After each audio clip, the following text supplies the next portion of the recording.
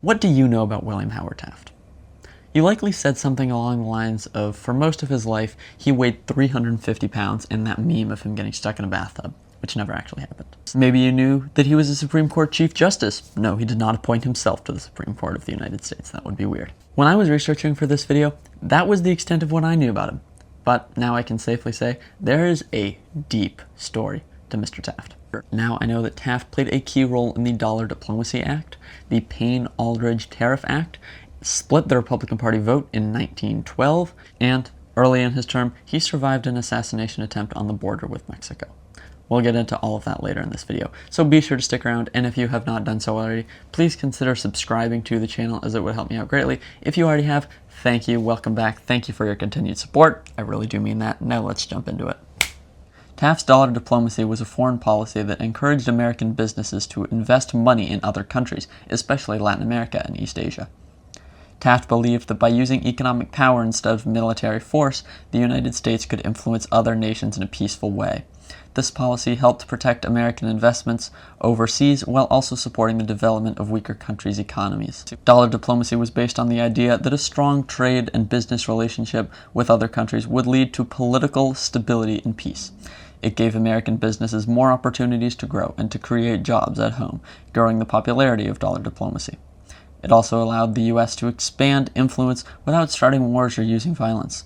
In places like Nicaragua and Honduras, the U.S. helped stabilize governments by providing loans and financial support. Although some people criticized it for benefiting the U.S. more than the countries that it helped, it was still more peaceful than taking military action.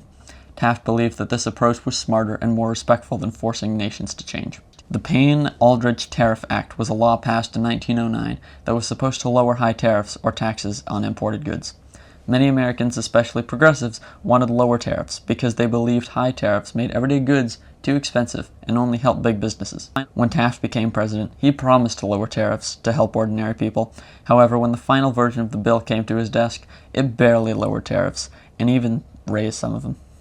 Instead of rejecting the bill, Taft signed it into law and called it the best tariff bill the country had ever had. The decision angered many of his supporters who felt betrayed by his actions. It showed that Taft was more supportive of conservative politicians and big businesses than he was of ordinary Americans. It also caused a split in the Republican Party between progressives and conservatives. Taft's poor handling of the Payne-Aldrich Tariff Act damaged his reputation and made it harder for him to lead the country effectively, later resulting in him losing his bid for re-election in 1912, so much so that he only won 2 states, the fewest of any sitting president running for re-election. Speaking of, in 1912 the world was headed for World War I, and every candidate in the United States election promised to keep the country out of war. Theodore Roosevelt ran against Taft, his hand-picked successor for the Republican nomination. When Taft ran in 1908, Theodore Roosevelt endorsed him and promised that Taft would take over for Theodore Roosevelt, and now Theodore Roosevelt is running against him in 1912. Ouch. Taft won it. Barely. Roosevelt, being Roosevelt, ran for his own third-party run as the Bull Moose Party candidate, but split the Republican Party vote between Roosevelt and Taft, leading to a Woodrow Wilson presidency.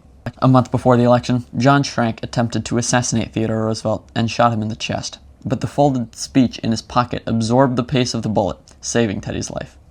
2 weeks later, Taft's running mate and sitting vice president, James Sherman, died.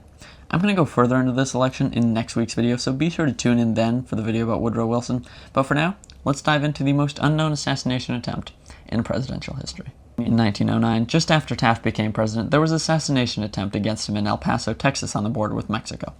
Taft had traveled there to meet with Mexican President Porfirio Diaz to improve relations between the two countries.